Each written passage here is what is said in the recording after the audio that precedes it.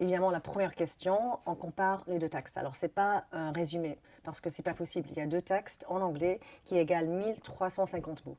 Alors, on demande dans la première question de faire un résumé analytique, synthétique, de regarder ces deux textes. Et il faut toujours, je conseille toujours aux candidats de regarder les questions en amont. Et c'est toujours according to the two authors. C'est toujours qu'est-ce que les deux textes vont dire eux-mêmes. Alors, il ne faut jamais donner son propre opinion dans cette première partie. C'est juste les deux textes en anglais. C'est pour dire, OK, la question me positionne. C'est pas je vais faire tout le résumé du premier texte et après tout le résumé du deuxième texte. Non. On va comparer, on va synthétiser, on va mettre le lien entre ces deux articles grâce à cette question. Alors, je conseille les candidats, regardez la question en amont.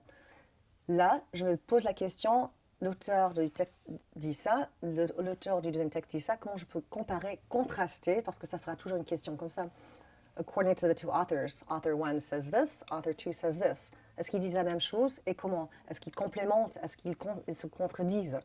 Alors c'est ça, il faut prendre l'angle du résumé. C'est grâce à la question qui va vous positionner dans la lecture.